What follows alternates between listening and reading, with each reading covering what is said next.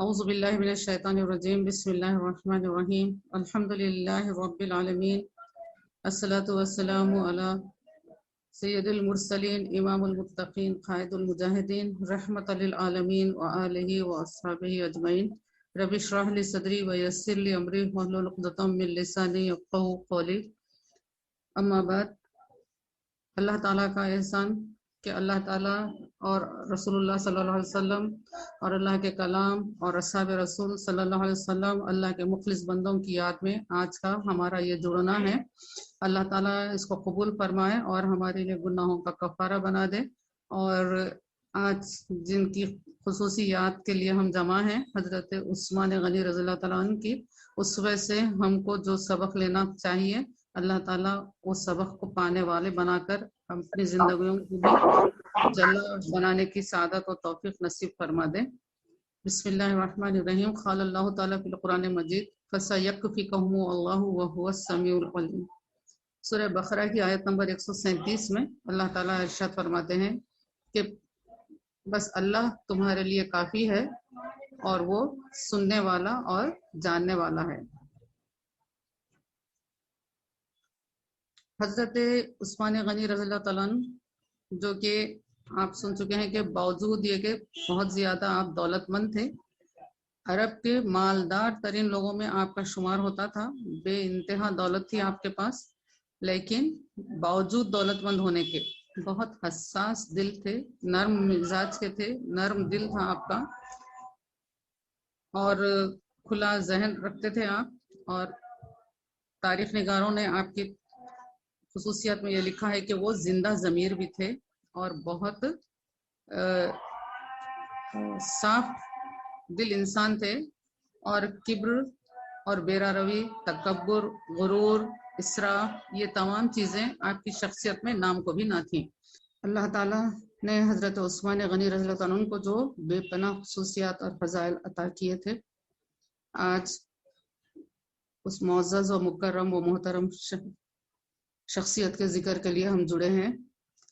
حضرت عثمان غنی وہ شخصیت جو سابقون الاولون میں اسلام لا کر شامل ہو گئے، حضرت عثمان غنی جو کہ 2 ہجرتوں کا شرف حاصل کرنے والے بنے، حضرت عثمان غنی جو کہ ذو النورین کا خطاب حاصل کرنے والے بنے، حضرت عثمان غنی جن کو مدینہ منورہ میں آقا کریم صلی اللہ علیہ وسلم نے کئی مرتبہ اپنا قائم مقام بنا کر اعزاز بخشا، حضرت عثمان غنی جن کو صلح حدیبیہ سے قبل مکہ رسول اللہ صلی اللہ علیہ وسلم نے اپنے سفیر کی حیثیت سے روانہ کیا، حضرت عثمان غنی جن کو بیعت رضوان میں موجود نہ ہو کر بھی بیعت کا شرف دست پاک رسول کریم صلی اللہ علیہ وسلم کے ذریعے حاصل ہوا، حضرت عثمان غنی جو کہ جنگ خیبر کے وقت قلعہ نعم فتح ہونے پر سب سے پہلے قلعے کی فصیل پر چڑھنے والے، حضرت عثمان غنی وہ جو کہ جنگ بدر میں حضرت رقیہ رضی اللہ تعالیٰ عنہ کی ناسازی مزاج کی وجہ شریک نہ ہوئے، لیکن رسالت مآب صلی اللہ علیہ وسلم نے آپ کو جنگ کے مال غنیمت میں مجاہدین کی طرح حصہ عطا فرمایا، حضرت عثمان غنی جنگ بدر میں شریک نہ ہو کر بھی آخرت میں اس کے اجر کا رسول پاک صلی اللہ علیہ وسلم نے مجدہ عطا فرمایا، حضرت عثمان غنی جن کو 3 مرتبہ خصوصیت کے ساتھ جنت کی بشارت زندگی میں عطا کر دی گئی، حضرت عثمان غنی جو کہ دونوں خلفائے راشدین حضرت ابوبکر صدیق اور حضرت عمر فاروق کے دور میں اس طرح شیخین کا تعاون فرمایا اور اطاعت قبول کی کہ دونوں حضرات آپ سے بے انتہا خوش تھے۔ اور پھر بخاری شریف میں یہ حدیث شریف آتی ہے کہ حضرت عثمان غنی رضی اللہ عنہ نبی کریم صلی اللہ علیہ وسلم کے نے فرمایا کہ نبی کریم صلی اللہ علیہ وسلم کے بعد اللہ نے ابو بکر کو مسلمانوں کا خلیفہ بنایا رضی اللہ تعالیٰ عنہ، تو اللہ کی قسم میں نے ان کی ایسی اطاعت کی جس میں نافرمانی کا شبہ تھا اور نہ ہی خیانت کا۔ اور پھر آپ فرماتے ہیں کہ اس کے بعد اللہ نے حضرت عمر رضی اللہ تعالیٰ عنہ کو خلیفہ بنایا، تو اللہ گواہ ہے میں نے ان کی بھی ایسی ہی تعمیل حکم کی جس میں کوئی کوتاہی تھی اور نہ کوئی سرتابی تھی اور نہ ہی کوئی بددیانتی تھی، یہاں تک کہ اللہ نے ان کو اٹھا لیا۔ تو اتنے औसाफ हमीदा हैं हजरत उस्मान गनी रज़ी अल्लाह तआला अन्हु के कि आप गज़वा तबूक के बारे में सुने हैं कि किस तरीके से रसूल करीम सल्लल्लाहु अलैहि वसल्लम ने उसरत, जैश उसरत कहा गया है तबूक के काफिले को, तबूक के मुजाहिदीन को, क्योंकि बड़ी कसमा पुरसी और तंगदस्ती का आलम था उस वक्त। तो जब इमदाद के लिए रसूल करीम सल्लल्लाहु अलैहि वसल्लम ने फंड्स के लिए कहा तो हजरत उस्मान गनी ने 900 ऊंट में साजो सामान के पेश कर दिए। तसव्वुर में लाइए 900 ऊंट जो ठहरे हों साजो सामान लिए हुए, सिर्फ तसव्वुर कीजिए वो पूरे का पूरा रसूल खुदा सल्लल्लाहु अलैहि वसल्लम के हुक्म पर राह लिल्लाह हजरत उस्मान गनी ने पेश किया। फिर उसके बाद इन ऊंटों के पीछे देखिए 100 घोड़े खड़े हुए हैं, उन घोड़ों के सवार भी हैं, 100 गुलाम है जो कि घोड़ा अच्छी तरीके से चलाते हैं और उन पर सामान लदा हुआ है। ये सारे घोड़े भी खिदमत रिसालत मआब सल्लल्लाहु अलैहि वसल्लम में पेश किए जा रहे हैं। और इनसे आगे और बढ़िए 1000 दीनार सुर्ख हैं, यानी कि 1 दीनार सुर्ख जो कहा जाता है आजकल 1 तोला सोने को कहा जाता है, तो 1000 दीनार का मतलब ये हुआ कि 1000 तोले सोने के बराबर। इतना फिर रसूल करीम सल्लल्लाहु अलैहि वसल्लम की खिदमत अक़दस में पेश करने का शर्फ हासिल करने वाले हजरत उस्मान गनी हैं। और जो कि जब कभी भी इस्लाम को माल की जरूरत पड़ती, गुलामों को आजाद करने की नौबत आती या फिर किसी साइल का सवाल पूरा करने की बात होती, तो ये हजरत उस्मान गनी की दौलत थी जो इन सब चीजों को पूरा करती हुई हमको तारीख में नजर आती है।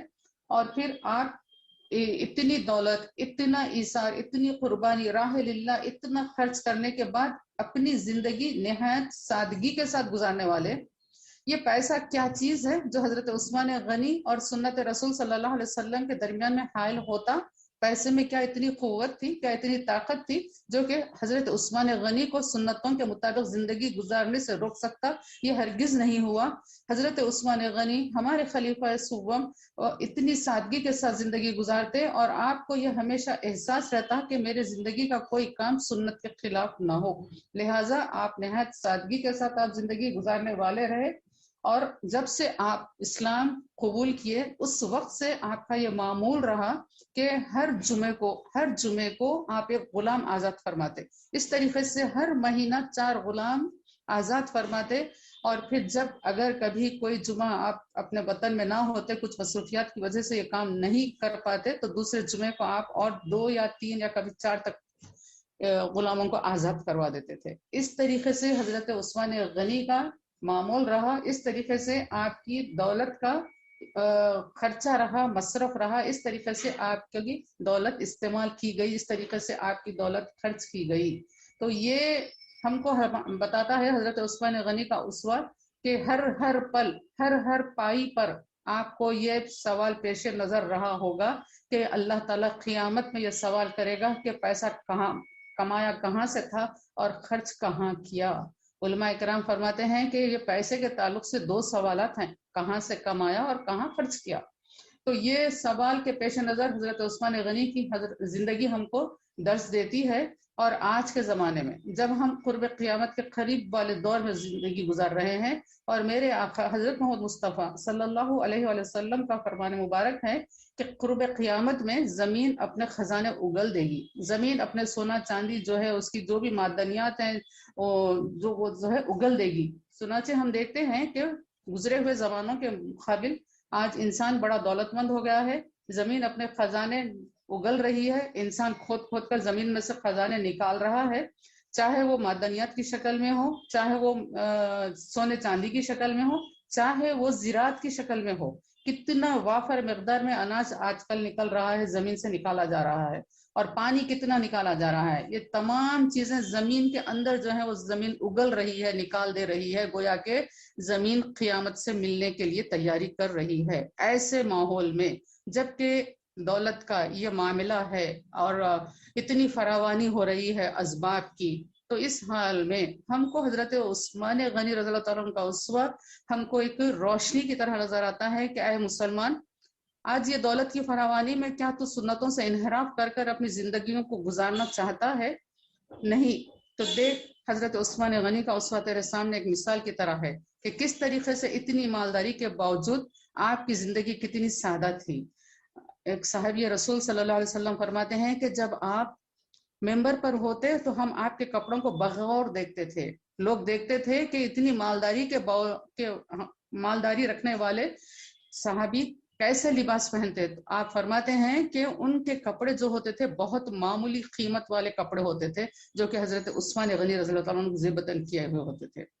تو یہ اسوہ ہے حضرت عثمان غنی کا. حضرت حسن مجتبی رضی اللہ تعالیٰ عنہ فرماتے ہیں کہ حضرت عثمان غنی رضی اللہ تعالیٰ عنہ مسجد نبوی میں آپ آرام کرتے تھے تو آپ ویسے ہی مسجد کے فرش پر، مسجد کا فرش آج کی طرح قالینوں والا نہیں ہوا کرتا تھا، سنگ مرمر کی طرح نہیں تھا، اے سی اور پنکھے لگے ہوئے نہیں تھے. وہاں پر تو صرف کچی مٹی کی دیواریں تھے اور کھجور کے پتوں کی جو ہے چھت تھی، اور نیچے جو ہے کنکر والی ریت والی جو ہے فرش تھی.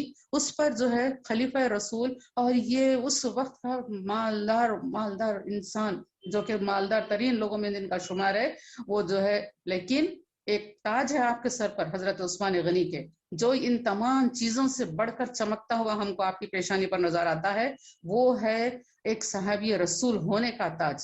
آپ نے اس تاج کی قیمت کو پہچانا، آپ نے اپنی مالداری کو ٹھوکر مارا اور اس غلامی کو قبول کیا جس غلامی پر آج ہم سب آپ کے اوپر جو ہے ناز کرتے ہیں. اللہ تعالیٰ قیامت تک کے لیے آپ کی زندگی کو ایک اسوہ بنا دیا اور آپ وہاں پر بہت ایک عام غلام رسول عربی صلی اللہ علیہ وسلم کی طرح زمین پر آپ فروکش ہوتے. وہاں پر کچھ بچھا ہوا نہیں ہوتا، بستر نہیں ہوتا، صرف ایک چادر جو ہوتی تھی تہ ہو کر اس کو آپ اپنے سرانے لے لیا کرتے تھے. اور حضرت حسن مجتبی رضی اللہ تعالیٰ عنہ فرماتے ہیں کہ ہم دیکھتے تھے کہ سنگریزوں کے نشان آپ کے جسم پر پڑ جایا کرتے تھے.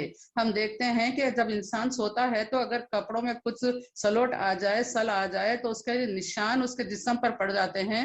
تو یہ اصحاب رسول کیسے ہیں جو سنگریزوں پر لیٹ جاتے تھے، اور کیا ان کے نشان ان کے جسموں پر نہیں پڑتے تھے؟ ضرور پڑتے تھے، وہ ضرور اس کو محسوس کرتے تھے، لیکن وہ سادگی کو اپنے ہاتھوں سے جانے نہیں دیے. غلامی کا جو شرف ہے، جو اعزاز ہے، وہ جو تاج ہے جو ان کو آخرت میں اور دنیا میں سرخروئی عطا کیا. آج کون سے بادشاہ کی تاج کی یاد ہوتی ہے، کون سے بادشاہ کے بارے میں ہم سننے کے لیے جمع ہوتے ہیں جو کہ ہم ایک غلام مصطفیٰ صلی اللہ علیہ وسلم کی یاد کو اپنے سینوں سے لگائے رکھنا چاہتے ہیں. اس لیے کہ اللہ رب العزت ان کی یادوں کو زندہ رکھنا چاہتا ہے.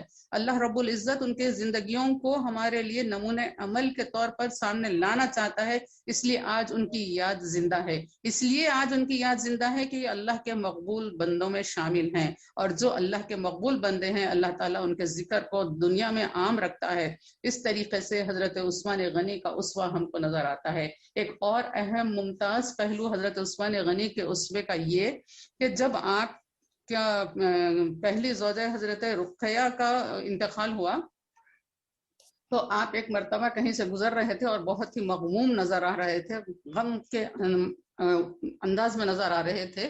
تو نبی کریم صلی اللہ علیہ وسلم نے دریافت کیا کہ عثمان کیا حال ہے؟ تو آپ نے فرمایا کہ یا رسول اللہ، مجھ سے زیادہ بھی ایک اور کون بد نصیب ہو سکتا ہے کہ آپ کی صاحبزادی کے ذریعے سے مجھ کو آپ سے رشتہ مساہرت قائم تھا، سسرالی رشتہ تھا، اور آج وہ رشتہ ہم سے ختم ہو چکا ہے.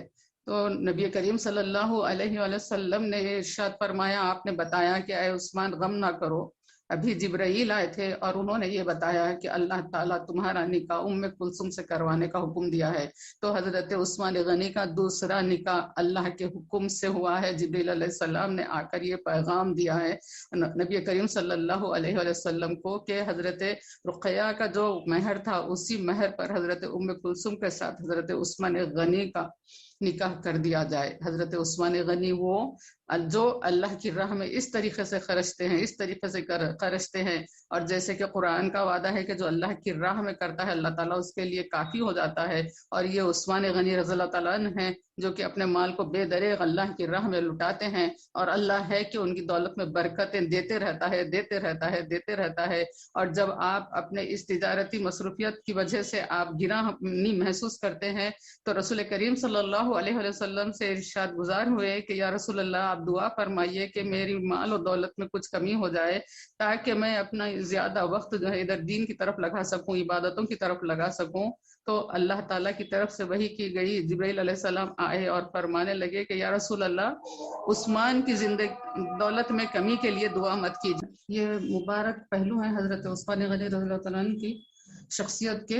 اور آپ کو جب حضرت عمر فاروق رضی اللہ عنہ کے بعد خلیفہ منتخب کیا گیا تو آپ نے اپنے بیان میں لوگوں کو یہ کہا کہ سب سے پہلے جو بیان آپ نے دیا اس میں لوگوں سے یہ کہا کہ متاع دنیا کی بے ثبات کی بیان کرتے ہوئے آپ نے کہا کہ اس سے بے التفات کا مشورہ دیا اور آخرت کا اجر کا تصور بھی دلایا، اور اللہ کی بندگی، تقوی اور عمل صالح کے ذریعے اللہ کی خوشنودی حاصل کر کے ہی ملے گا۔ آخرت کا اجر جو کہ ملے گا صرف اللہ کی بندگی کر کر ملے گا، آخرت کا اجر تقوی اختیار کر کر ملے گا، آخرت کا اجر عمل صالح کے ذریعے ملے گا، آخرت کا اجر اللہ کی خوشنودی حاصل کر کر ہی ملے گا۔ اس لیے آپ نے فرمایا کہ خیریت اسی میں ہے کہ چند روزہ دنیا کی زندگی پر مائل نہ ہو، دنیا کی خواہشات اور لذتوں کو حاصل کرنے والے نہ بنے، اور جس نے اپنے نفس کی خواہشوں کو اور شیطان کے پھندوں سے بچ کر اپنی پوری زندگی اللہ کی رضا جوئی میں گزاری، وہ آخرت کا اجر پا سکتا ہے۔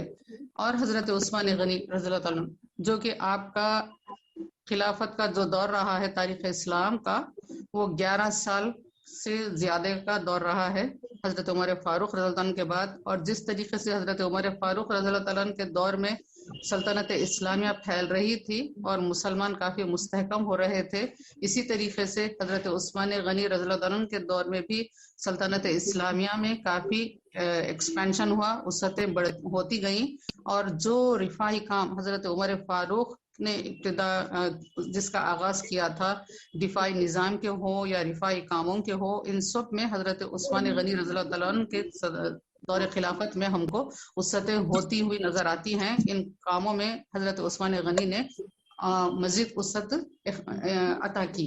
تو اس طریقے سے یہ مسلمانوں کا بہت ہی اسلام کے لیے اچھا دور رہا۔ لیکن جو ہم آخر میں جو دیکھتے ہیں آپ کی خلافت میں جو سوزشیں ہوئیں، وہ داخلی طور پر ہوئیں، اور وہ کس طریقے سے ہوئیں وہ آگے چل کر ہم دیکھیں گے۔ اور آپ جو ہے اپنے سپاہیوں سے یہ فرماتے کہ اللہ نہ کرے مجھ کو تمہارے درمیان اتحاد کی کمی کی اطلاع ملے، یعنی اتحاد کتنی اہم چیز ہے اس کو وہ بزرگ جانتے تھے اور اس کی تلقین فرمایا کرتے تھے۔ تو اپنے سپاہیوں سے آپ نے کہا کہ اللہ نہ کرے مجھ کو تمہارے درمیان اتحاد کی کمی کی اطلاع ملے، اگر ایسا ہوا تو پھر اللہ تمہاری جگہ دوسرے مجاہدین کو لا لے گا۔ اللہ تعالیٰ کسی شخص کا، کسی شخصیت کا محتاج نہیں ہے، کسی تنظیم کا، کسی مدرسے کا محتاج نہیں ہے اس کے دین کے کام کے لیے۔ جو اگر اس کام کو اس خوبی کے ساتھ، اس حسن کے ساتھ ادا نہیں کریں گے، جو کام کا وہ بیڑا اٹھانے کا وعدہ کر کر میدان میں آئے ہیں، جو کام کا وہ اپنے فیس پر جو ہے ایک لگا لے کے ماسک دنیا میں اترتے ہیں، اس کو اس کے پورے تقاضوں کے ساتھ اگر نہیں کریں گے تو اللہ تعالیٰ ایسی قوم کو ہٹا کر دوسری قوم کو لاتا ہے، ایسے لوگوں کو ہٹا کر دوسرے لوگوں کو لاتا ہے، ایسے مجاہدین کو ہٹا کر دوسرے مجاہدین کو لاتا ہے، ایسے علماء کو ہٹا کر دوسرے علماء کو لاتا ہے، ایسے مومنین کو ہٹا دیتا ہے جو اپنے ایمان کے تقاضوں کو پورا نہیں کرتے ہیں۔ اور جیسے کہ علماء اکرام فرما رہے ہیں کہ یہ دور جو چل رہا ہے وہ چھانٹ کا دور چل رہا ہے، یعنی ایمان والے جو ہے اچھے خالص ایمان کے ساتھ زندگی گزارتے ہیں یا نہیں گزارتے ہیں۔ اللہ تعالیٰ آج یہ دیکھنا چاہتا ہے، اور پھر ان صفوں سے اللہ تعالیٰ ان کو چھانٹ رہا ہے جو اپنے ایمان میں پکے نہیں ہیں۔ اللہ تعالیٰ ہم سب کے ایمان کی حفاظت فرمائے اور ہم کو ایمان پر ثابت قدم رکھے۔ تو اس طریقے سے حضرت عثمان غنی اپنے مجاہدین کو آپ جوش دلاتے تھے اور اللہ کی یاد دلایا کرتے تھے، اللہ کی نافرمانی سے ڈرایا کرتے تھے، اور جو نا اتفاقیاں ہوتی ہیں یہ اپنے نفس کی وجہ سے ہوتی ہیں، اس کو بالا طاق رکھ کر اسلام کی خدمت کرنا یہ بہت بڑا کام ہوتا ہے۔ اس کی طرف حضرت عثمان غنی نے توجہ دلائی اپنے مجاہدین کو اور اپنے عمال کو، یعنی کہ وہ لوگ جو وصول کرنے پر مامور کیے گئے تھے، زکوٰۃ وصول کرنے کے لیے یا ذمیوں سے خراج وصول کرنے کے لیے، تو ان کو آپ مخاطب کرتے ہوئے آپ نے یہ فرمایا کہ اللہ کو حق پسند ہے۔ اللہ تعالیٰ کو کیا پسند ہے؟ اللہ کو حق پسند ہے، اور اللہ نے حق کے ساتھ زمین اور آسمان کو قائم رکھا ہے۔ اگر یہ چیزیں جو زمین جس طریقے سے بچھی ہوئی ہے، زمین جس طریقے سے چل رہی ہے، آسمان جس طریقے سے اوپر قائم ہے بغیر کھمبوں کے، بغیر سہارے کے، آسمان جس طریقے سے کھڑا ہوا ہے، یہ تمام چیزیں حق کے ساتھ ہیں. یعنی اللہ تعالیٰ نے ان چیزوں میں جس طریقے سے جو تناسب کے ساتھ جو چیزیں رکھنی ہیں، آپ کسی بھی طریقے سے سوچ لیجئے، گریویٹیشن کے حصول حساب سے یا پھر اس کے انگریڈینٹس کے حساب سے، کسی بھی طریقے سے سوچیے، سب اللہ تعالیٰ نے حق کے مطابق رکھی ہیں. اگر ان میں اتار چڑھاؤ ہو گیا تو نہ زمین ٹک سکتی ہے، نہ آسمان ٹک سکتا ہے. تو اللہ تعالیٰ نے ان چیزوں کو جو رکھا ہے، زمین کو بچھا رکھا ہے، آسمان کو بغیر سہارے کے کھڑا کر رکھا ہے، یہ تمام چیزیں حق کے ساتھ ہے. تو حق کے ساتھ یہ رہے تو یہ قائم رہتے ہیں. حق اگر نہیں رہے تو پھر جو ہے اس میں تغیرات ہو گئے تو پھر اس میں فساد برپا ہو سکتا ہے. اسی طریقے سے انسان کا جو جسم ہے، اس میں بھی اللہ تعالیٰ نے جو منرلز رکھے ہیں، اللہ تعالیٰ نے جو چیزیں رکھے ہیں، یہ تمام چیزیں حق کے ساتھ ہے. جتنا انسان کو ضرورت ہے اتنا ہی اللہ تعالیٰ نے رکھا ہے. اس میں تھوڑی سی بھی کمی بیشی جو ہو جاتی ہے، زیادتی بھی ہو یا کمی ہو، اس کی وجہ سے انسان کی صحت پر برے اثرات ہوتے ہیں. تو لہٰذا یہ کائنات جو چل رہی ہے پوری حق کے اصولوں کے ساتھ چل رہی ہے، اور حق جو ہے وہ اللہ تعالیٰ کو بہت پسند ہے، اور حق کا ہی اللہ تعالیٰ حکم دیتا ہے، اور حق کو ہی اللہ تعالیٰ قبول کرتا ہے. اور جو کام حق کے خلاف ہوتا ہے اللہ تعالیٰ اس کو قبول بھی نہیں کرتے ہیں. جو کمائی حق کے ساتھ نہیں ہوتی ہے، اس کمائی کا اللہ تعالیٰ اگر انفاق بھی کیا جاتا ہے تو اللہ تعالیٰ اس کا اجر بھی نہیں دیتے ہیں. تو یہاں پر آپ نے ایک بہت گہری بات، ایک معرفت کی. حضرت عثمان غنی نے کائنات پر غور و خوض کی. بہت ہی کم الفاظ میں آپ نے انسانیت کو دعوت دی کہ اس پر غور کرو کہ کس طریقے سے یہ سب جو ہے اس کا محور حق ہے. حق ہے تو یہ کائنات سیدھی طریقے سے چل رہی ہے. تو آپ نے کہا کہ تم سچے امانت دار بنو، سچے امانت دار بنو. اگر تم امانت میں خیانت کرو گے تو یعنی کہ تم حق سے انحراف کر رہے ہو. ہر کوئی بھی ایک تھوڑی سی بھی نافرمانی کرتا ہے اللہ کی، تو اس کا مطلب یہ ہے کہ اس نے حق سے فرار اختیار کیا ہے. قیامت میں اللہ کے حضور حاضر ہونے کو بھی حضرت عثمان غنی اپنے امال کو ہمیشہ اس کا تصور آپ دلایا کرتے. اور جب آپ عام انسانوں کو آپ مخاطب کرتے تو آپ نے یہ فرمایا کہ تم مسلم جماعت ہو، تم مسلم جماعت ہو، مسلم بن کر رہو. مسلم جماعت ہو، مسلم بن کر رہو، یعنی فرما بردار بن کر رہو، اور دوسروں کو بھی یہی تم کو درس دینا ہے. یعنی کہ اللہ کی فرما برداری تم کو اختیار کرنا ہے، اور تم کو یہی کام کرنا ہے. امر بالمعروف اور نہی عن المنکر کے تحت تم کو یہی کرنا ہے کہ دوسروں کو بھی فرما بردار بن کر رہنے کی تلقین کرنا ہے، اور منکرات سے بچنے کی تاکید کرتے رہنا ہے. اور آپ نے یہ فرمایا آخرت کے مقابلے میں دنیا کی کوئی قیمت نہیں ہے. بے شک آخرت کے آرام کے مقابلے میں دنیا کی کوئی آرام کی اس کی قیمت نہیں ہے، اس کی برابری نہیں ہے. اور آخرت کا جو عذاب ہے اس کے مقابلے میں دنیا کی کوئی تکلیف کی کوئی اہمیت نہیں ہے آخرت کے عذاب کے سامنے. اور پھر آپ نے یہ فرمایا کہ یہاں کے راحت و آرام میں پائیداری ہے نہ تکلیف و راحت میں. یعنی کہ یہاں پہ اگر آرام میں ہے انسان تو یہاں کے آرام کو اور راحت کو بھی یہ نہ سمجھے کہ ہمیشہ وہ اسی طریقے سے آرام اور راحت کے ماحول میں رہے گا، آرام اور راحت کی کیفیت میں رہے گا، ہمیشہ آرام اور راحت اس کا مقدر رہے گی. یہ نہیں ہو سکتا. اور نہ ہی جو تکلیف انسان کو پہنچتی ہے، جو دکھ انسان کو پہنچتا ہے، وہ کبھی اس کے لیے پائیداری ہو سکتی ہے. ہر تکلیف کے بعد آسانی ہے، ہر تنگی کے بعد آسانی ہے. یہ قرآن کا بھی حکم ہے. اسی طریقے سے آرام بھی جو رہتا ہے وہ انسان ہمیشہ یہ نہ سمجھے کہ اسی طریقے سے رہے گا. صحت و تندرستی نہ ہمیشہ رہے گی، نہ انسان کی دولت و فراوانی ہمیشہ ایک ساتھ ہو سکتی ہے. اور ان سب چیزوں کی آخرت کے انعامات کے سامنے کوئی حیثیت نہیں ہے. اور آپ نے یہ فرمایا میں ڈرتا ہوں کہ تمہیں چند روزہ مکار دنیا کی چمک دمک دھوکے میں نہ ڈال دے. ایک ملینر انسان یہ درس دے رہے ہیں کہ تم کو دنیا کو آپ نے کہا کہ یہ مکار دنیا ہے. کیوں مکار؟ کیونکہ یہ انسان کو اس کی جو آرام ہے، جو آسائشیں ہیں، یہاں کی جو چاہتے ہیں، جو انسان اپنی نفسانی خواہشات کو یہاں دیکھ کر اپنے پورا کرنا چاہتا ہے، جو عارضی چمک دمک ہے اس میں کھو جاتا ہے. یہ دھوکہ دیتی ہے انسان کو اور غفلت میں ڈالتی ہے انسان کو آخرت کی فکر سے انسان کو آزاد کرنا چاہتی ہے. اسی لیے آپ نے اس دنیا کو مکار دنیا کہا ہے، جو انسان کو دھوکہ دینا چاہتی ہے. تو اس کی چمک دھمک تم کو دھوکے میں نہ ڈالے. میں اس سے بھی ڈرتا ہوں کہ تم خاص دین میں آمیزش نہ کر لو. یعنی کہ اب دیکھیے کہ کوئی اپنے نفس کی بات کو پوری کرنے کے لیے کسی نہ کسی طریقے سے تعویلات پیش کرتے ہیں کہ یہ تو اتنا کر سکتے، اتنا تو کر سکتے، اتنا تو کر سکتے. تو آپ یہ بھی اس کا اندازہ کر لیے ہیں اور کہتے ہیں کہ تم خاص دین میں آمیزش نہ کر لو. میرے بھائیوں، تین چیزوں کی خاصیت ایسی ہے، ان کی کوالٹیز ایسی ہے، جو تین چیزیں آگے آ رہی ہیں وہ ان کی خصوصیت یہی ہے کہ وہ جدتوں اور بدتوں کو رواج دیے بغیر نہیں چھوڑیں گی. یعنی یہ تین چیز اگر انسان کے پاس آ جائیں گی تو وہ کیا کرے گا، ان کے استعمال کے لیے کچھ نہ کچھ نئے طریقے اختیار کرے گا، نئے کام ایجاد کرے گا، نئے سامان ایجاد کرے گا. اس طریقے سے جدت اور بدت کے ذریعے انسان اس میں کھو جائے گا اور دنیا کی آسائش اور آرائش میں مبتلا ہو جائے گا. آئیے دیکھتے ہیں وہ تین چیزیں کیا ہیں جن سے حضرت عثمان غنی رضی اللہ تعالیٰ عنہ ہم کو آگاہ کرنا چاہتے ہیں. کہ وہ ہے نمبر ایک ہے دولت کی کثرت، دولت کی فراوانی. جب ہو جاتی ہے تو انسان اس دولت کو زیادہ سے زیادہ خود پر استعمال کرنا چاہتا ہے، اپنی اولاد پر استعمال کرنا چاہتا ہے، اپنے گھر پر استعمال کرنا چاہتا ہے. تو یہ آپ نے یہ کہا، اور اس کے لیے کیا ہوتی ہیں، مختلف تعویلات ہوتی ہیں کہ یہ کر سکتے ہیں، یہ کر سکتے ہیں. بہرحال تو دولت کی کثرت کی وجہ سے انسان اس میں مبتلا ہو جاتا ہے. اور پھر آپ نے فرمایا کہ ضرورتوں کو وسعت دینے کی وجہ سے، ضرورت یعنی کہ نیسیسٹی جو ہے، آج کل کیا ہو گیا ہے، لگژری بھی نیسیسٹی بن جا رہی ہے انسان کی لائفز میں کہ یہ نہیں ہو تو زندگی گزر ہی نہیں سکتی. تو اس طریقے سے پہلے ہم جو دیکھتے تھے 25 سال پہلے، 20 سال پہلے جو چیزیں ہم لگژری جن کو تصور کرتے تھے، آج وہ نیسیسٹی بن گئی ہے.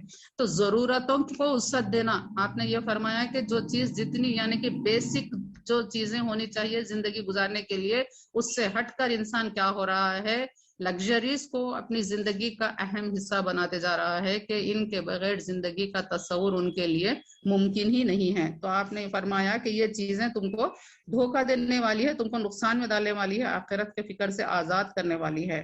اور نمبر دو جس سے حضرت عثمان غنی نے آگاہ کیا وہ یہ کہ کمینے، گھٹیا اور غیر مقید عورتوں سے اپنی نسل کی بقا رکھنا اور ان سے ارتقاء کی امید رکھنا. یعنی کہ یہی الفاظ آئے ہیں کتاب میں، اس لیے میں نے یہی استعمال کیے ہیں، کمینہ اور گھٹیا قسم کی خواتین کے ذریعے. یعنی کہ اچھے نسل کے اچھے معیاری خواتین سے، یعنی کہ جو دنیا نہیں چاہتی ہے بلکہ آخرت کا خوف رکھنے والی خواتین سے اپنی نسل کی بقا رکھنا ہے.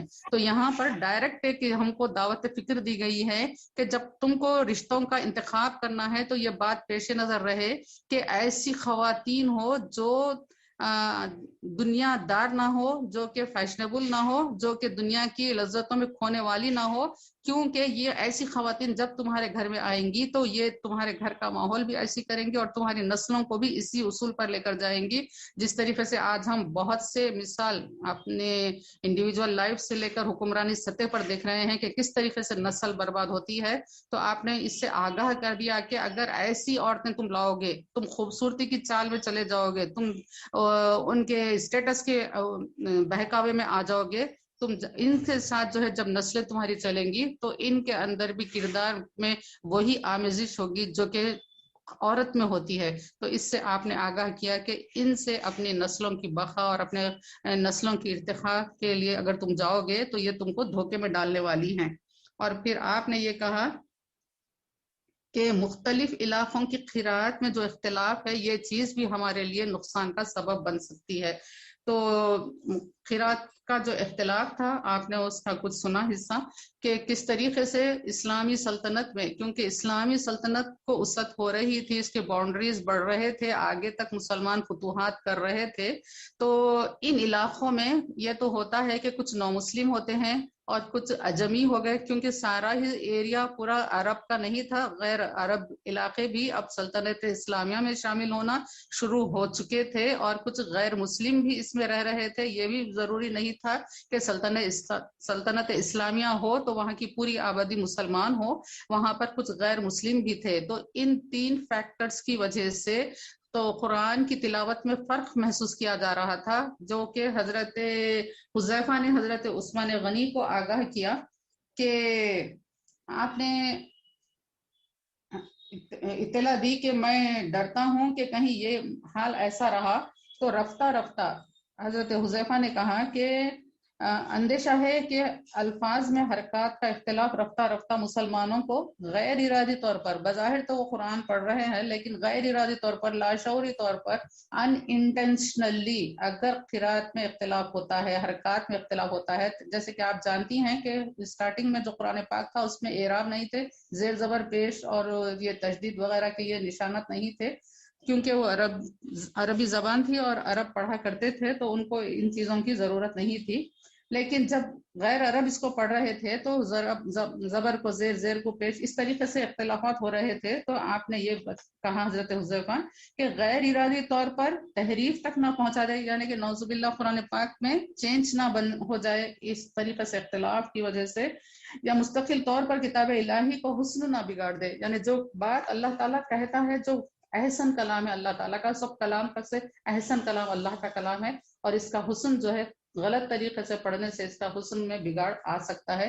اس طرف حضرت حذیفہ نے حضرت عثمان غنی کی توجہ مبذول کروائی، کیونکہ حضرت حذیفہ ایک جگہ کے گورنر تھے اور آپ نے وہاں پر جو دیکھا کہ لوگوں میں قرات کے اختلاف کو لے کر کیسے مسائل ہو رہے تھے، لڑائی جھگڑے کی نوبت آ رہی تھی، تو اس لیے آپ نے امیر المومنین تک اپنا یہ آبزرویشن بھیجا. تو حضرت عثمان غنی نے اس پر غور کرنے کا اور دوسرے اصحاب سے مشورہ کرنے کا وعدہ فرمایا، اور اس کے بعد آپ نے حضرت ام المومنین حضرت حفصہ رضی اللہ تعالیٰ عنہ کے پاس سے وہ مصحف منگایا، وہ کاپی منگائی قرآن پاک کی، جو کہ لکھی گئی تھی پہلے، یعنی کہ نبی کریم صلی اللہ علیہ وسلم کے زمانے میں جو لکھی گئی تھی حضرت حفصہ کے پاس تھی.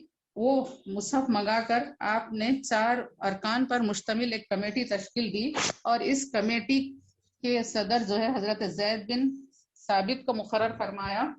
جو ان چاروں اصحاب کو آپ نے یہ کام تفویض فرمایا کہ یہ چاروں ایک ایک نقل کریں گے قرآن پاک کا. گویا کہ یہ چاروں اصحاب رسول صلی اللہ علیہ وسلم کو یہ اعزاز حاصل ہوا کہ وہ اوریجنل قرآن جو تھا اس سے دیکھ کر یہ لوگ قرآن کی ایک کاپی نقل کیے. اور ان مبارک اصحاب رسول کے نام ہیں، برکتاً ہم بھی سنیں گے اور اللہ ہم کو یاد رکھنے کی توفیق بھی دے. حضرت زید بن ثابت اس کے صدر رہے، جو کہ کاتب وحی تھے. نبی کریم صلی اللہ علیہ وسلم آپ سے وحی کی کتابت فرمایا کرتے تھے، وحی کو لکھوایا کرتے تھے.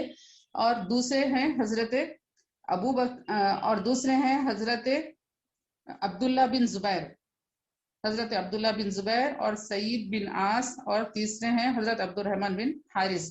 اس طریقے سے ان 4 اصحاب کو حضرت زید بن ثابت کے علاوہ یہ 3 اصحاب کو بھی جو ہے لکھنے کی سعادت حاصل ہوئی. اور جب یہ چاروں قرآن پاک جو ہے لکھنا مکمل ہوا تو حضرت حفصہ رضی اللہ تعالیٰ عنہ کا مصحف ان کو واپس کر دیا گیا، اور یہ چاروں جو نقلیں تھیں اس کو سلطنت اسلامیہ کے مختلف علاقوں میں 4 کاپیوں کو ان کے گورنروں کے حوالے کیا گیا، اور پھر وہاں سے اس کی نقلیں کروائی گئیں اور لوگوں تک یہ اس قرآن پاک کو عام کیا گیا. اور یہ حکم دیا گیا کہ پہلے کے جو مصحف تھے، پہلے جو غلط قرات جو لوگ کیا کر رہے تھے، ان تمام نسخوں کو تلف کر دیا جائے، اور جو صحیح طریقے سے اعراب کے یہ قرات کے ساتھ، یعنی کہ قریش کی زبان کے حساب سے جو قرآن پاک کو تدوین کیا گیا اس کو عام کیا گیا. یہاں پر بھی ایک بات قابل ذکر ہے کہ حضرت زید بن ثابت جو تھے رضی اللہ تعالیٰ عنہ، وہ قریشی نہیں تھے اور آپ جو ہے صدر ہیں. تو حضرت عثمان غنی نے یہاں پر یہ تاکید کی تھی کہ اگر یہ باقی کے جو 3 اصحاب ہیں ان میں اور زید میں کسی بات پر، یعنی کہ قرآن کی آیت کو اعراب کو لے کر کچھ اختلاف ہوتا ہے، تو حضرت عثمان غنی نے کہا کہ کیونکہ یہ باقی کے جو 3 تھے وہ قریشی تھے، تو آپ نے یہ تاکید کی کہ قریش کی بات کو قبول کیا جائے، کیونکہ حضرت زید غیر قریش تھے اور قرآن جو ہے قریش کی زبان میں نازل ہوا تھا. تو اس تاکید کے ساتھ یہ مصحف تیار فرمائے گئے. اور پھر حضرت عثمان غنی رضی اللہ تعالیٰ عنہ کے زمانے میں جو ہم جنگوں کا اگر حال دیکھیں گے تو اس میں مختصراً آپ کو یہ بات رکھوں کہ رومیوں کے ساتھ مقابلہ ہوا، ایرانیوں کے ساتھ مقابلہ ہوا، اور یہودیوں کے ساتھ مقابلہ ہوا، اور تمام ہی جگہ جو ہے کئی بری جنگیں بھی لڑی گئیں، لینڈ وارز بھی ہوئے اور میرین وارز بھی ہوئے، بحری جنگیں بھی ہوئی.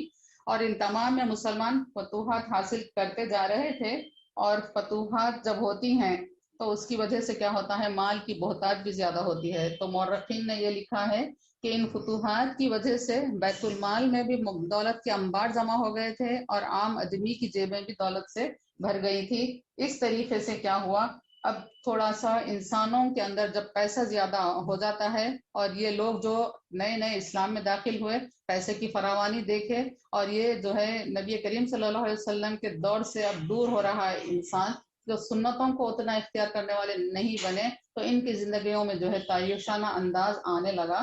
تو یہ چیز ہو گئی جس کو پھر یہ ہوا کہ اندر سلطنت اسلامیہ میں کچھ ریشہ دوانیاں ہونے لگی. فرسٹ کا جو کہ تاریخ کا ہم مطالعہ کرتے ہیں تو میں نے یہ محسوس کیا کہ دو وجوہات تھیں جن کی وجہ سے حضرت عثمان غنی رضی اللہ تعالیٰ عنہ کے خلافت کو لے کر آخر زمانے میں جو ہے ایک شوشہ اٹھایا گیا، اور آپ کے خلاف جو ہے بغاوت کی تحریک چلائی گئی. تو اس میں ایک ریزن یہی ہے کہ دولت کی فراوانی ہو گئی، اور انسان جو ہے زندگی دنیا کی محبت میں اپنی زندگی گزارنے کا عادی بنتا گیا، آسائشوں اور آرامیوں کا طلبگار بنتا گیا. تو وہ حضرت عثمان غنی کی سادگی کو، آپ کے اصولوں کو وہ ان کی آنکھوں میں کھٹکتے رہے.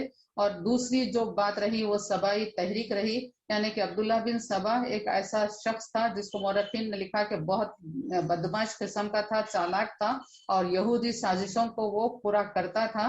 تو یہ جو ہے ایک تحریک چلا رہا تھا. اور میرے والد حضرت سے بہت خاموشی صاحب رحمۃ اللہ علیہ فرمایا کرتے تھے کہ یہودیوں نے جو اسلام کے خلاف جو سازشیں کیا کرتے تھے ان کو پہلی کامیابی حضرت عثمان غنی رضی اللہ عنہ کے قتل کے ذریعے، ان کی شہادت کے ذریعے پہلی کامیابی یہودیوں کو ملی، کیونکہ حضرت عثمان غنی عین سنتوں کے مطابق آپ حکمرانی کر رہے تھے، اور ان کے خلافت علم بغاوت بلند کرنا یہ مومنین کا شیوا تھا ہی نہیں، یہ یہودیوں کی سازش تھی جو کہ لوگوں کو حضرت عثمان غنی کے خلاف بہکا رہے تھے، جو کہ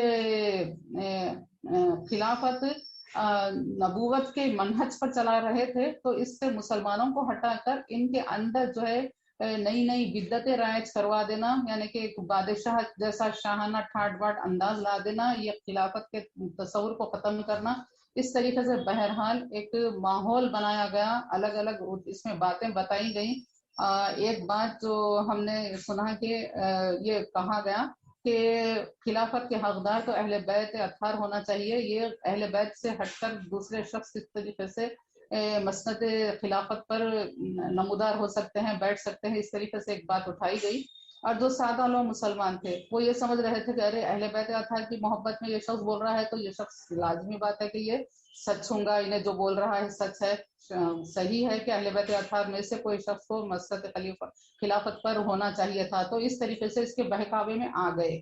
اور اس طریقے سے میں یہ بات ہمیشہ عرض کرتی رہی ہوں کہ جو کوئی ہماری بستی میں، ہمارے سرکلز میں، ہمارے جو علماء ہوتے ہیں ان میں جو ایک دم ایک پانی کے مینڈک کی طرح جو نمودار ہو جاتا ہے، ایک دم کوئی نیا نکل کر جو آ جاتا ہے، تو اس کی پیروی سے ہم کو گریز کرنا چاہیے. ہم ایسے علماء کو سنیں، ایسے لوگوں پر یقین کریں جن کی ایک تاریخ رہتی ہے، جن کا ایک تسلسل ہوتا ہے، جن کا ایک نظام ہوتا ہے، جو کہ جن کے ایک خاندان کی ایک تاریخ رہتی ہے. ان کی باتوں پر ہم کو بھروسہ کرنا چاہیے. ایسا کوئی ایک کیا آتا ہے اپنا ایک مدرسہ بنا لیتا ہے، آ کر وہ اپنے نوجوانوں کو بہکانے کے لیے کہتا ہے ایسا ہے ایسا ہے، اسلام یہ ہے یہ ہے، اس طریقے سے ہے. تو ان باتوں سے ہم کو بچنا چاہیے، ایسے لوگوں کے پیچھے بھی جانے سے ہم کو بچنا چاہیے.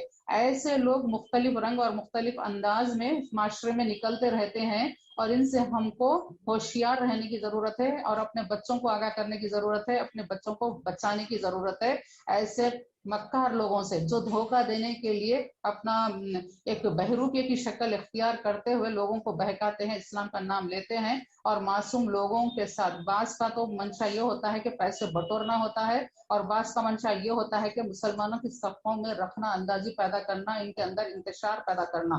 تو اس طریقے سے یہ کامیاب ہوتے ہیں. اور ہم دیکھتے ہیں کہ یہ جو ہے اپنے آپ کو کبھی اہل حدیث کی شکل میں ظاہر کرتے ہیں، کبھی اور یہ جو ہے کچھ اور بزرگوں کا نام لگا کر، چشتی وغیرہ یہ نام لگا کر، قادری وغیرہ نام لگا لے کر جو ہے لوگوں کو بہکاتے ہیں. تو اس طریقے سے ہم کو بہت ہوشیار اور چوکنا رہنے کی ضرورت ہے.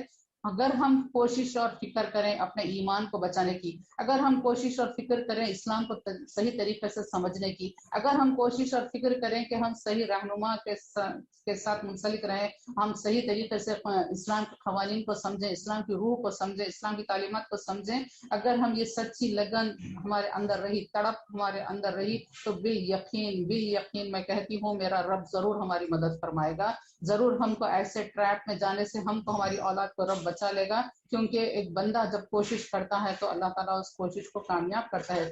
جو کوشش صحیح تھی کہ بندہ، اللہ تعالیٰ کا فرمان ہے کہ تم ایک ختم پڑھو، میں 10 ختم پڑھتا ہوں، اور اللہ تعالیٰ کا فرمان ہے کہ تم چھوٹے چھوٹے گناہوں سے بچتے رہو، تو میں تم کو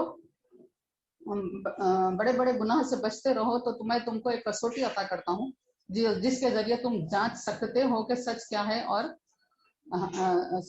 جھوٹ کیا ہے، حق کیا ہے اور باطل کیا ہے۔ یہ انسان فرق محسوس کر سکتا ہے اللہ کی مہربانی سے، جب صدق ہو دل میں اور صدق کی چاہت ہو تو اللہ تعالیٰ ضرور مدد کرتے ہیں۔ تو اس طریقے سے یہ جو عبداللہ بن سبا تھا، اس پر اس وقت کے لوگوں نے، سادہ لوگ جو عام سادہ مزاج کے بھولے بھالے جو لوگ تھے، جن کو علم بہت زیادہ نہیں تھا، فہم نہیں تھا، اس کی باتوں میں آ گئے تھے۔ اور دوسرا جو الزام وہ یہ لگا رہا تھا کہ حضرت عثمان غنی رضی اللہ عنہ اقربا پروری کرتے ہیں، یعنی کہ آپ اپنے رشتہ داروں کو آپ جو ہے عہدے دیتے ہیں، اپنے رشتہ داروں کے ساتھ بہت زیادہ سلوک فرماتے ہیں۔ ایسا حضرت عثمان غنی رضی اللہ عنہ ایسی مالدار شخصیت کہ آپ اتنا خرچ کرنے کے بعد بھی آپ کے انتقال کے وقت ڈھیروں انبوں مال آپ کی وراثت میں آپ کے ورثہ نے پایا، جیسے کہ ہم نے ابھی سنا آج تک بھی آپ کی دولت کا جو ہے سلسلہ چل رہا ہے اور لوگ اس سے نفع پا رہے ہیں۔ تو آپ کو اس وقت جو ہے اب اپنے صلہ رحمی جو کرنی تھی، اپنے رشتہ داروں کے جو حقوق ادا کرنے تھے، ان کے جو مشکلات کو حل کرنے کے لیے آپ جو دولت جو پیسہ استعمال کرتے تھے، وہ اپنے ذاتی پیسے سے، اپنے ذاتی مال سے آپ اپنے اقربات کی مدد فرمایا کرتے تھے۔ تو یہ ایک الزام حضرت عثمان غنی رضی اللہ عنہ پر غلط لگاتے ہوئے ان دو باتوں کو زیادہ بنیاد بنا کر یہ جو ہے سبائی تحریک وہ اٹھی تھی، اور اس کی زد میں جو ہے بہت سے مسلمان آ گئے، اور یہ ہوتے ہوتے جو ہے مختلف صوبوں سے چلتے چلتے یہ بغاوتی تحریک جو چل رہی تھی مدینہ منورہ تک آ چکی تھی۔ اب جب یہ مدینہ منورہ کے قریب یہ تحریک آ گئی تو اس وقت جو حضرت عثمان غنی رضی اللہ عنہ کے دیگر گورنرز تھے، وہ یہ کہنے لگے کہ ہم کو یہاں پر اب خطرہ محسوس ہو رہا ہے، اور بالخصوص حضرت معاویہ نے یہ کہا تھا کہ آپ شام تشریف لا لیں، کیونکہ وہاں پر ایک بہت جو ہے ایک مستقل اچھی فوج ہے جو آپ کی حفاظت کرے گی، اور آپ یہاں رہنا آپ کی جان کے لیے ہے۔ اس طریقے سے جب تجویز رکھی گئی تو حضرت عثمان غنی رضی اللہ عنہ نے کہا کہ نہیں، میں رسول کریم صلی اللہ علیہ وسلم کی قربت کو کسی طرح بھی قربان کرنے کے لیے تیار نہیں ہو سکتا، میں آپ کی اس قربت سے دور ہونے کو ہرگز نہیں کر سکتا، لہٰذا آپ جو ہے مدینہ منورہ میں ہی قیام کرنے کو آپ نے ترجیح دیا۔ اور پھر یہ دوسری تجویز یہ ہوئی کہ اگر آپ کہیں تو ہم یہاں پر مدینہ منورہ میں فوج بھیج دیں گے، زیادہ فوج بھیجی جائے گی جو کہ آپ کی حفاظت کرے گی، یہاں پر بلوائیوں کو آنے، ان کے جو ارادے ہیں ان کو ختم کرنے میں مدد دے گی۔ تو حضرت عثمان غنی رضی اللہ عنہ نے کہا کہ نہیں، میری حفاظت کی خاطر فوج مدینہ منورہ میں آئے، اور یہاں کے شہریوں کو، الفاظ پر غور کیجئے کہ مدینہ منورہ کے شہریوں کو فوج کی موجودگی کی وجہ سے تکلیف ہوگی، اس لیے میں نہیں چاہتا کہ فوج مدینہ منورہ کی طرف روانہ کی جائے۔ اور آپ نے یہ کہا کہ اللہ تعالیٰ کی جو مرضی ہے میں اس پر راضی ہوں، اللہ تعالیٰ جو کرنا چاہے میں اس پر صبر کروں گا۔ اور آپ نے یہ فرمایا اس بغاوتی فتنے کے دوران آپ نے یہ فرمایا، صاحبو یہ فتنہ اپنے کمال کو پہنچے گا، یعنی کہ یہ فتنہ پرور جو ہے ان کے اپنے فتنے میں کامیاب ہو جائیں گے۔ آپ یہ اندازہ فرما چکے تھے، تو کہا کہ یہ فتنہ اپنے کمال کو پہنچے گا، اس کا دروازہ عنقریب کھلنے والا ہے، یعنی کہ دروازہ کھل جائے گا تو مطلب یہ ہے کہ فتنہ داخل ہو جائے گا۔ کس طرح داخل ہوگا؟ اور میں اس کا ملزم نہیں بنوں گا انشاءاللہ، اور اس فساد کے سلسلے میں کوئی ذمہ داری اپنے سر لینے سے خوف کرتا ہوں۔ اس کے لیے حضرت عثمان غنی نے کچھ یعنی کہ آپ نے نہ مدینہ منورہ کو چھوڑنے کو آپ نے ترجیح دی، نہ فوج کو بلانے کو آپ نے اس میں اختیار فرمایا، یہ اس مشورے کو اور آپ نے فرمایا کہ بہرحال میں نے لوگوں کے لیے خیر کے سوا کچھ نہیں کیا. آپ اپنے مطمئن ضمیر کے ساتھ آپ کہہ رہے ہیں کہ میں نے ہمیشہ لوگوں کے لیے خیر کا ہی کام کیا ہے, نفع پہنچانے کا ہی کام کیا ہے, میں نے کوئی کام ایسا نہیں کیا ہے جس کی وجہ سے کسی کو تکلیف پہنچی ہو. اور پھر آپ نے کہا کہ ہو سکتا ہے یہ اسی فتنے کا پیش خیمہ ہو جس کی اللہ کے رسول صلی اللہ علیہ وسلم اطلاع دے چکے ہیں اور مجھے صبر کی تلقین فرما چکے ہیں.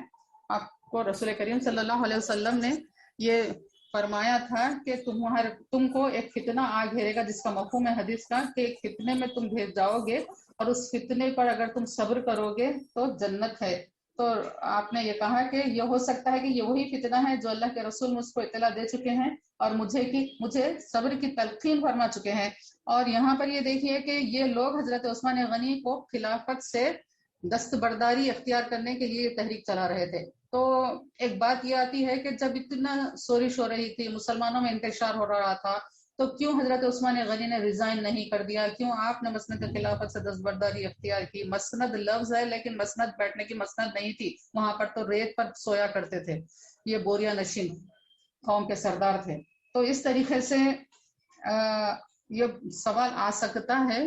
تو اس کا جواب یہ ہے کہ نبی کریم صلی اللہ علیہ وسلم نے آپ کو صبر کی تلقین فرمائی تھی, دست برداری کی نہیں. اور نبی کریم صلی اللہ علیہ وسلم نے یہ بھی آپ کو فرمایا تھا جس کا مفہوم ہے کہ جو عزت کی قلت, یعنی کہ جو عزت کا لباس اللہ تعالیٰ تم کو عطا کیا, یعنی کہ خلافت جو ہے وہ اللہ کی مرضی سے تم کو ملے گی, تو تم اس کو نہیں اتارنا. نبی کریم صلی اللہ علیہ وسلم کا یہ حکم علی شان تھا کہ تم اسے دستبرداری اختیار نہیں کرنا, خلافت کی جو قلت ہے تم اس کو ہرگز نہیں اتارنا.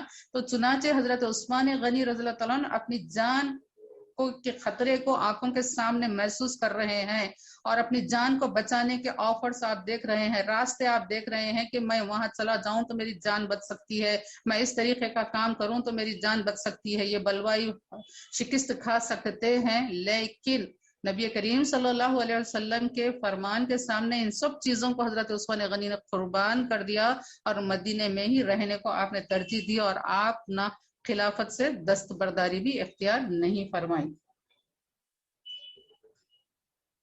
اور پھر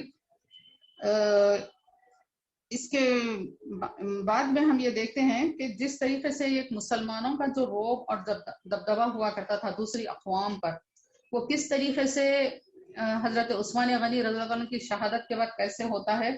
تو اس کا ایک آپ جھلک یہاں پر دیکھیے, جو بلوائیوں سے خطاب کرتے ہوئے حضرت عثمان غنی ذوالنورین رحمت رضی اللہ تعالیٰ عنہ نے فرمایا کہ لوگوں تم میری جان کے کیوں در پہ ہو, تم کیوں میری جان لینا چاہتے ہو, حالانکہ میں مسلمانوں کا خلیفہ رسول اللہ صلی اللہ علیہ وسلم کا ایک صحابی ہوں اور امت مسلمہ کا ایک فرد ہوں. میں نے کون سا گناہ کیا ہے جس کے لیے قتل کی سزا تجویز کرتے ہو؟ اللہ گواہ ہے جہاں تک میرے بس میں تھا میں نے کچھ خدمت اور اصلاح کی کوشش کی, پھر بھی میں غلطیوں سے معصوم نہیں ہوں اور اپنی زندگی میں ہمیشہ میں نے گناہوں سے استغفار کیا ہے. لوگوں اچھی طرح سن لو, اگر تم نے مجھے قتل کر دیا, یہاں سے غور کیجئے, لوگوں اچھی طرح سن لو, اگر تم نے مجھے قتل کر دیا تو پھر قیامت تک نہ ایک ساتھ نمازیں پڑھ سکو گے, نہ ایک دوسرے کے قوت بازو بن کر جہاد کر سکو گے. اگر تم نے مجھے قتل کر دیا تو پھر قیامت تک تم تمام مسلمان مل کر ایک ساتھ نماز نہیں پڑھ سکو گے, یعنی کہ آپس میں تم میں اتنے اختلافات ہو جاؤ گے, اتنی رنجشیں آ جائیں گی, تم ایک ساتھ ٹھہر کر جماعت بن کر نماز بھی نہیں پڑھ سکو گے. جب نماز میں ایک ساتھ نہیں ٹھہر سکو گے تو جہاد میں کہاں ٹھہر سکو گے. تو یہ ایک وارننگ تھی جو حضرت عثمان غنی نے دی. اور پھر اس کے بعد مورخین لکھتے ہیں کہ اس کے بعد قوم کا اتحاد پارا پارا ہوا, وہ جو روب اور دبدبا تھا, جو وحدت اسلامی تھی, وہ جو ہل گئی اس وقت. تو بظاہر جو ہے وہ صبائی تحریک جو تھی اندرونی طور پر بظاہر وہ کلمہ پڑا تھا, لیکن اندرونی طور پر وہ یہودی سازش کرنے والا تھا. اور آج تک ہم دیکھتے ہیں کہ ایسے بہروپ یہ مسلمانوں کے اندر اسلام کو بدنام کرنے کے لیے کام کرتے ہیں, مسلمانوں کی صفوں کو متزلزل کرنے کے لیے, ان کے ایمان کو ڈاماڈول کرنے کے کام کرتے ہیں. آج تک یہ کام چل رہا ہے, دشمنان اسلام اس کو کر رہے ہیں. تو اس کی وجہ سے یہ ہوا کہ مسلمانوں میں جو عیش پسندی آ گئی, آرام پسندی آ گئی, اور उमवी दौर में अफगानिस्तान के करीब जो सल्तनत थी, वहां पर जब खिराज वसूल करने के लिए जिम्मियों से वहां के बादशाह के पास मुसलमानों के उम्माल पहुंचे, वसूल करने के लिए पहुंचे, तो वो जो है खिराज देने से मना कर दिया। वो कहा कि जाओ, अब मैं तुमको खिराज नहीं देता, जो टैक्स मैं तुमको देता था, जिम्मी होने का टैक्स जो तुमको देता था, अब वो टैक्स मैं तुमको नहीं दूंगा। तो लोगों ने पूछा कि क्या बात है, क्यों तुम हमको टैक्स नहीं दोगे? अब तक तो तुम अच्छी तरीके से बदस्तूर वो टैक्स अदा करते थे, और अब क्यों नहीं दोगे? तो उसने कहा कि वो लोग कहाँ हैं, वो लोग कहाँ हैं जो फटे पुराने कपड़े पहनते थे, वो लोग कहाँ हैं जिनके पैर में खजूर की छालों की चप्पलें हुआ करती थी, वो लोग कहाँ हैं जिनकी पेशानी पर सजदों के निशान हुआ करते थे? तो वो लोगों ने कहा कि वो लोग तो पहले के दौर थे, अब वो लोग नहीं रहे। तो सोचिए कि आज हम भी सहाबा और सहाबियात के तस्करे सुनकर यही नहीं कहते और सुनते हैं कि लोग ये कहते हैं कि वो तो पहले जमाने की बातें थी, आज कहाँ होंगी ऐसी बातें। तो जब ये होता है तो फिर क्या होता है, ऐसा जवाल आता है जब पहले वालों की मिसाल को नामुमकिन समझा जाता है, उसको अपनी जिंदगी का मकसद नहीं बना लिया जाता है, नज़्बुल ऐन नहीं बना लिया जाता है, तो फिर जवाल मुकद्दर हो जाता है। इस तरह का जब ख्याल आता है, इस तरीके की जब जहनियत बन जाती है, तो उस कौम का, उस फर्द का, उस खानदान का जवाल जो है इंतजार कर रहा होता है। जवाल को उनको गले लगाना पड़ता है जब वो अपने आका हजरत मोहम्मद मुस्तफ़ा सल्लल्लाहु अलैहि वसल्लम की सुन्नतों को तर्क कर कर वो राह इख्तियार करेंगे, आगे बढ़ना चाह रहे हैं, दुनिया की लज्जतों में और आगे जाना चाह रहे हैं, दुनिया को तस्कीर करना चाह रहे हैं, तो फिर आगे क्या होता है, अल्लाह ताला उनको जवाल दे देता है। तो फिर ये इस तरीके से ये जो है खिराज देने से इनको इनकार कर दिया, और उसने ये कहा कि क्या मैं तुम्हारी सूरतों से आराम पसंदी को नहीं देख रहा हूँ? क्या तुम उम्रा के से लिबास नहीं जेब तन किए हुए हो? अमीर लोगों की तरह के तुम्हारे लिबास नहीं है? क्या तुम्हारे जिस्मों से मुझको ये नहीं लग रहा है कि तुम आराम पसंद कौम बन चुके हो? तो जाओ, अब तुम्हारी क्या हिम्मत है कि मुझसे खिराज वसूल करो? यानी कि जब ये आ जाती है बात, तो क्या हो जाता है, नफ्स काहिल बन जाता है। अब नफ्स कहाँ तकालीफ बर्दाश्त करेगा, कहाँ उससे मुकाबला करेगा, कहाँ उसमें रोब उसके जरिए अल्लाह ताला पैदा करेगा? तो वो मुतमईन हो गया कि जब तुम्हारी जैसी कौम हमारे सामने आएगी तो तुम्हारे को हमको टैक्स देने की जरूरत ही नहीं है, हम तुमसे डरने वाले नहीं है, क्योंकि अब तुम मुकाबले के काबिल रहे ही नहीं हो। तो इस तरीके से एक बहुत रोशन पहलू है, बहुत सबक आमोज हयात मुबारक है हजरत उस्मान गनी रज़ियल्लाहु अन्हु की। अल्लामा इकबाल हजरत उस्मान गनी और हजरत मौला अली मुश्किल कुशा रज़ियल्लाहु अन्हुमा के बारे में कहते हैं, हैदरी फिक्र है ना दौलत उस्मानी है। यानी अगर हम हमारे पास दौलत कम है, फकीरी है, तो भी वो फकीरी ऐसी नहीं है जैसे कि हैदर कर्रार के पास थी। वो ऐसी फकीरी नहीं है जो कि फकीरी में रह कर भी जो है वो बादशाहत किया करते थे। वो ऐसी फकीरी नहीं है कि जो भूखे रहकर भी जो है खैबर के दरवाजे उखाड़ दिया करते थे, क्योंकि वो ईमान की खुब्बत से लबरेज थे। वो ऐसी फकीरी आज मुसलमानों के पास नहीं है। आज के फकीर हैं, आज के मोहताज हैं, तो वो ऐसे गदागर बन गए हैं कि हर अपनी छोटी बड़ी हाजत के लिए लोगों के सामने दस्त सवाल दराज करते हुए हमको नजर आते हैं। क्या मेरे आका सल्लल्लाहु अलैहि वसल्लम ने दस्त सवाल दराज करने से मना नहीं फरमाया? क्या हम इन बुजुर्गों की जिंदगियों से सबक हासिल नहीं करना चाहते? और फिर हम देखते हैं अगर के माशरे के दो तबके होते हैं, या तो अमीर होते हैं या गरीब होते हैं, या तवंगर होते हैं या मुफलिस होते हैं, तो हम अगर तवंगरों की तरफ देखें, उमरा की तरफ देखें, मालदारों की तरफ देखें, तो अल्लामा इकबाल रहमतुल्लाह अलैह फरमाते हैं कि ना हैदरी फिक्र है, ना दौलत उस्मानी है, ना दौलत उस्मानी है। अगर दौलत है तुम्हारे पास तो उस दौलत का मसरफ जैसे कि हजरत उस्मान गनी की दौलत का मसरफ हुआ करता था, आज तुम्हारी दौलत का वो मसरफ है ही नहीं। आज तुम्हारी दौलत तो ऐसी हो गई है जो तुम्हारे खौफ जो है लोगों के मुकाबले लोगों के दिलों में बिठाने वाली नहीं है। तुम्हारी दौलत तुमको तो निकम्मा बना रही है, तुम्हारी दौलत तुमको काहिल बना रही है, तुम्हारी दौलत तुमको आराम पसंद बना रही है, तुम्हारी दौलत तुमको घरों में बिठा कर रखना चाहती है, तुम्हारी दौलत तुमको ऐसे रूम में मुक़य्यद रखना चाहती है, तुम्हारी दौलत तुमको दीन के लिए निकलने से रोक रही है। तो ये तुम्हारी दौलत का ये मसरफ हो गया है जो तुमको निकम्मा, काहिल, बेकार बनाना चाहती है। जो तुम अपने लिए खुद नफा बख्श नहीं बन सक रहे हो, तो तुम दीन की खिदमत क्या करोगे? اسلام کے علمبردار بن کر پرچم لے کر زمانے میں کہاں نکلوگے؟ کہاں تم دوسروں کے ساتھ مقابلہ آرائی کر سکو گے؟ کہاں تم ان پر فتح پا سکو گے؟ تو یہ ہے نہ تمہارے پاس جو فکر ہے نہ تمہاری مدد کر رہا ہے، نہ تمہاری جو دولت ہے وہ تم کو مدد کر رہی ہے۔ تو اس کا لب لباب کیا ہوا؟ یہ کہ اسوہ رسول صلی اللہ علیہ وسلم کو حرز جاں بنانا ہے، اپنی زندگی کا مقصد بنانا ہے، ہر لمحہ یہ سوچنا ہے، ہر کام میں یہ سوچنا ہے کہ نبی کریم صلی اللہ علیہ وسلم کا اسوہ کیا ہے اور ہم کیا کر رہے ہیں۔ میری بہنوں، آج مجھ کو معاشرے کے ایک اہم پہلو کی طرف میری توجہ جا رہی ہے اور میں آپ کے سامنے بات لانا چاہ رہی ہوں کہ کتنی بچیاں آج مرتد ہو کر اس غیر مسلموں کے ساتھ نکاح کے لیے رجسٹریشن آفس میں اپنی اپلیکیشن داخل کر چکے ہیں۔ ریسنٹلی جو ہے 17 گرلز جو کہ تلنگانہ سے، آندھرا پردیش سے تعلق رکھتی ہیں، 17 بچیوں نے غیر مسلموں کے ساتھ نکاح کرنے کے لیے اپنے اپلیکیشنز پیش کر دیے ہیں، تاریخ کے انتظار میں ہیں، اور وہ وہاں پہ اپنی جو ہے شادیاں کر لے رہی ہیں اور مندروں میں جا کر جو ہے وہ پھیرے لگا رہی ہیں، اور وہ بٹوؤں کے ساتھ جو ہے فوٹو لے کر اپلیکیشن دائر کر رہے ہیں نکاح کے لیے۔ کس چیز کے لیے نکاح ہو رہا ہے؟ کس چیز کے لیے اسلام کو چھوڑا جا رہا ہے؟ کس چیز کے لیے جو ہے اسلام سے کنارہ کشی اختیار کی جا رہی ہے؟ صرف دنیا کے لیے، صرف دنیا کے لیے، صرف دنیا کے لیے۔ یہ مرض بڑھتا جاتا ہے۔ دنیا داری جو ہوتی ہے، ماں باپ سے جو دنیا داری رہتی ہے، اولاد ان سے آگے بڑھ کر نکل جاتی ہے دنیا داری میں۔ ماں باپ اسلام کی اگر فکر کرتے، ماں باپ ایمان کی اگر فکر کرتے، ماں باپ آخرت کے تصور سے اگر کانپتے رہے ہوتے، تو اولاد کی کیا مجال ہوتی کہ وہ اپنے ایمان کو اس طریقے سے بیچ کر محض شادی کی لذت حاصل کرنے کے لیے، محض شادی کرنے کے لیے جو ہے اپنے ایمان کو چھوڑ کر کسی غیر مسلم کو وہ کی زندگی میں جانے، ان کی باہوں میں چلے جانے کو، وہ اسلام چھوڑ کر چلے جانے کے لیے کس طریقے سے یہ بچی گوارا کر سکتی تھی؟ اس کے قصوروار کون ہے بولیے؟ ہم جو سنتوں کو ترک کرتے ہیں، جو نبی کریم صلی اللہ علیہ وسلم کے اسوے کو چھوڑتے ہیں، محبت رسول صلی اللہ علیہ وسلم دلوں میں نہیں ہے، دلوں میں نہیں ہے، گھروں میں نہیں ہے، اعمال میں نہیں ہے، زندگیوں میں نہیں ہے، تو اولاد کہاں سے سیکھے گی؟ کہاں سے ایبزارب کرے گی؟ کہاں سے ان کے ایمان کو قوت ملے گی؟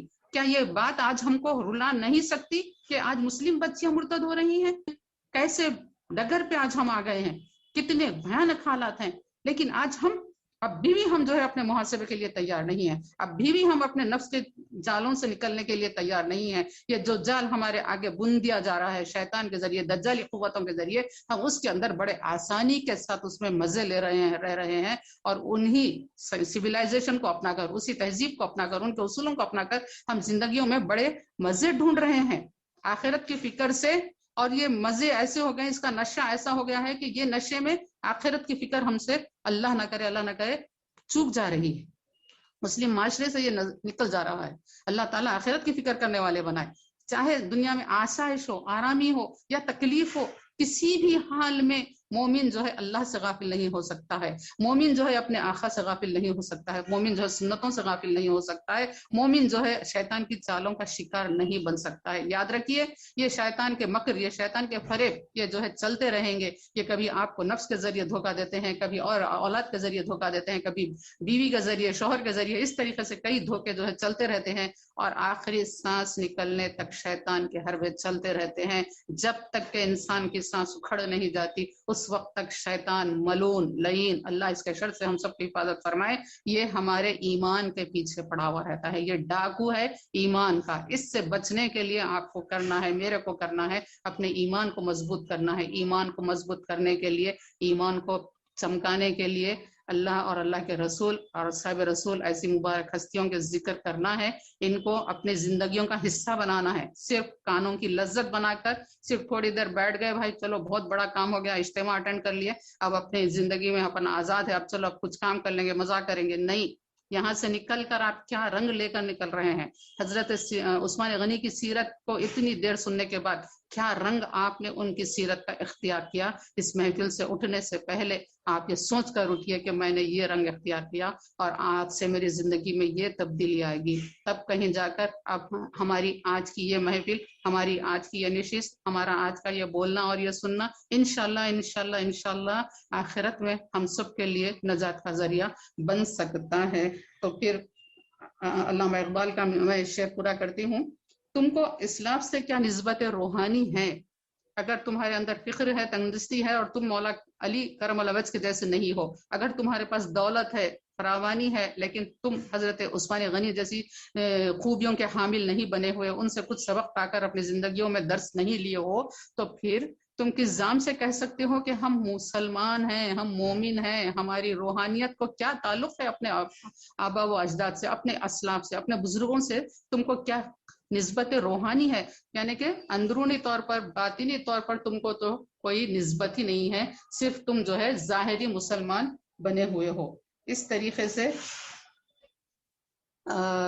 یہ باتیں ہوئی ہیں حضرت عثمان غنی رضی اللہ تعالیٰ کی حیات مبارکہ کی۔ اللہ تعالیٰ ہم سب کو عمل کی توفیق عطا فرمائے، محاسبے کی اللہ تعالیٰ توفیق عنایت فرمائے، اور ہر شر سے حفاظت فرمائے۔ آمین۔ وآخر الدعوانا الحمد للہ رب العالمین۔